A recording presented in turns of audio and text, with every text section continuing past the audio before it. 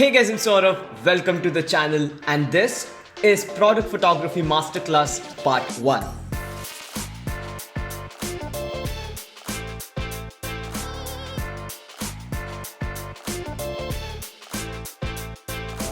This video is a bit different compared to all the other videos that you have seen on the channel. Reason being, I am not the one who is going to teach you product photography. We have Sanket Kundhali with us.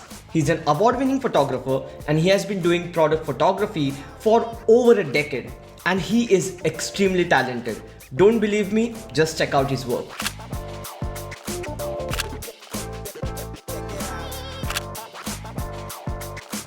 Mind-blowing, right? I had the same reaction when I first saw his images. And what impressed me the most is how simple his setup looks, but how extraordinary the results are. I'm very excited, super duper excited, because in this video, not only you, but also me, we both are going to learn some amazing things when it comes to product photography. So without wasting any time, let's get started. Thank you, Sanket, for being on the channel. It's lovely to have you. And if you want to please introduce yourself to the audience, go ahead. Saurabh, thank you so much for having me. It's a very good thing to be in your YouTube videos. So my name is Sanket Kundhali. I'm a commercial product photographer. I work from Mumbai, and advertising and products is what I do for a living. For how long have you been doing product photography exactly? It's been around 12 to 13 years. Actually, I've been shooting since I was in my first year of my college. And so it's been precisely 13 years that I've been shooting products.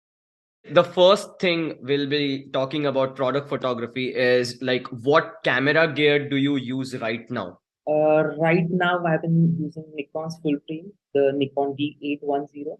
Okay. I've been using multiple lenses, but the most used lens of mine is a Tamron 90mm macro.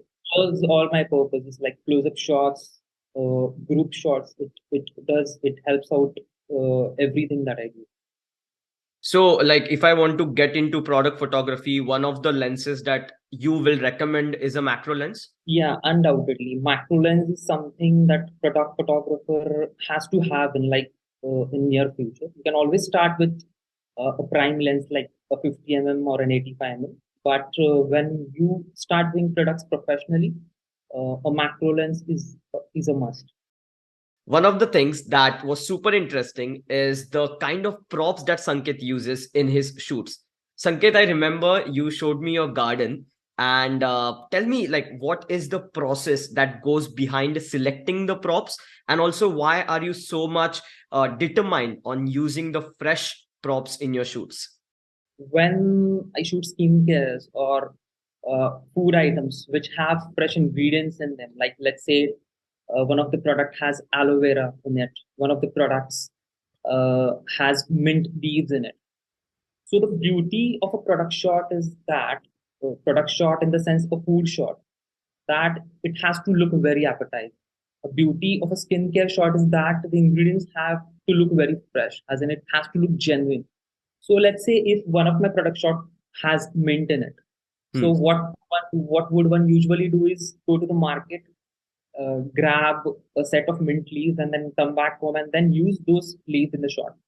But what happens during that process is when a mint leaf comes into market, it has to pass through travel, transport, then the retailers sell it.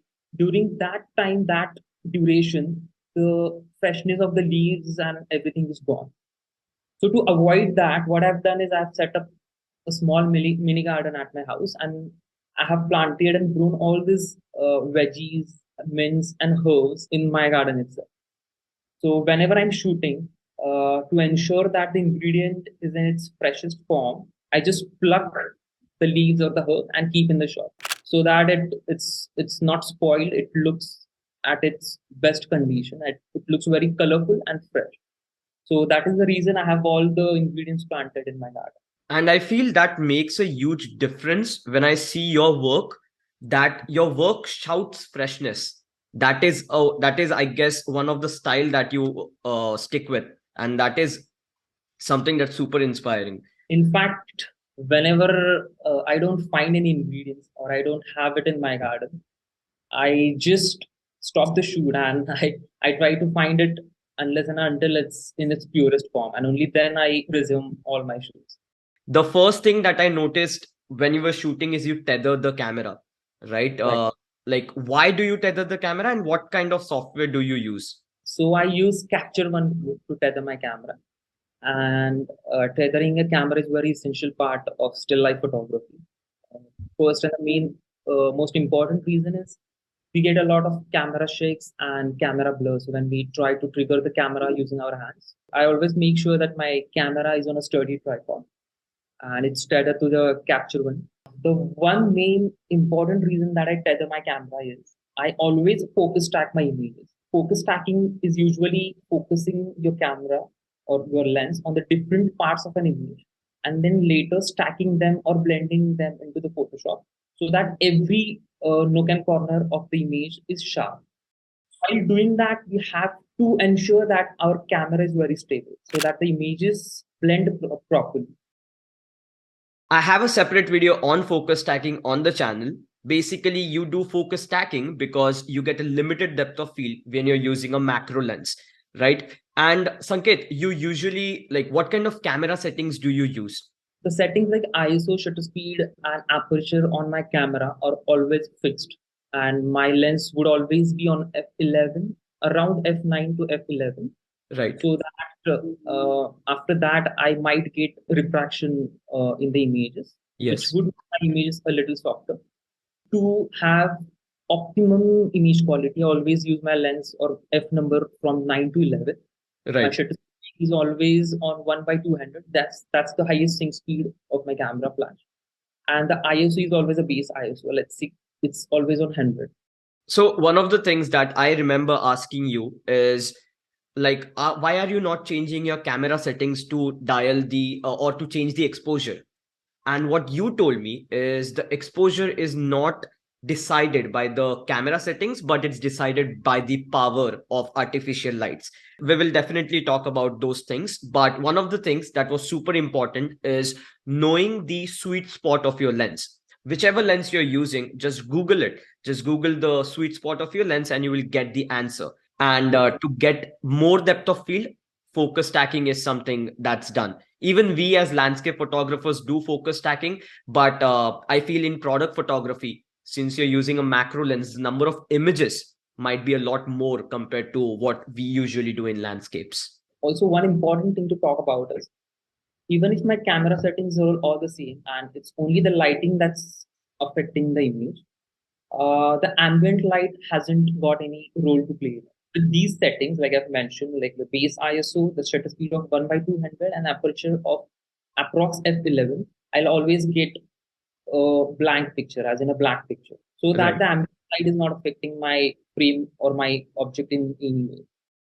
The most surprising thing I got to know is Sanket prefers shooting in JPEG.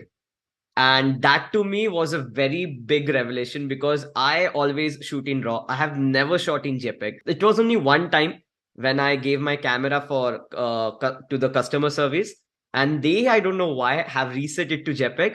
And the next shoot after that was all in JPEG. But apart from that, I've always shot in RAW. Why do you prefer shooting in JPEG? So this is partially correct. I always shoot on raw plus JPEG, Right. but I end up using only the JPEG data of the shoot. As in, I store all the raw footage, all the raw files in my hard drive, but I've never end up using any raw files. So the most important thing while using raw format is you have that liberty to play with the exposure or the tonal values of your image. As in, it's especially important for landscape photographers or the photographers who shoot outdoors who don't have any control over the ambient light. So they always have to shoot raw and then manipulate or modify the raw image in order to get a correct exposure. But when it comes to controlled studio lighting, like I have my control over the highlights, shadows, and the midtones. I get it right in camera itself. The JPEG has the tonal values right, the color right, the nature of contrast right, and sharpness right. So I don't feel the need or the requirement to work over the raw files, construct these all this contrast and color saturation all over again.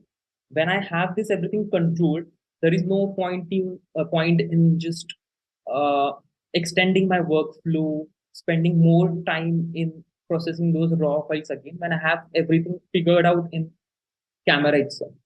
The other thing, and which is very important thing, is most of my clients use these images for digital purposes.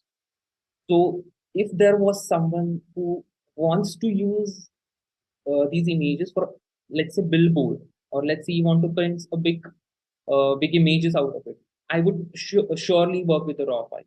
I would try and put as much as tonality in those files and deliver them the highest quality TIFF file, so that they also have freedom to work with those all those tonality and all those dynamic range in the file. So it is not necessary that RAW files are always better than JPEG files. It all depends on your workflow. If you're getting images right in camera, shooting in JPEG can be helpful and save time in post-processing. Well, that's it for part 1. In part 2, we will be discussing about lighting, light modifiers, levitation photography, and some advanced techniques used in product photography.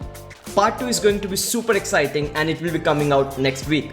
Thank you, Sanket, for doing this with us and sharing your knowledge. Thank you people for watching the video. I tried a different format. Let me know in the comment section below if you liked it. And if you did, press the like button, subscribe to the channel for more such content. I will talk to you guys in the next one. Bye.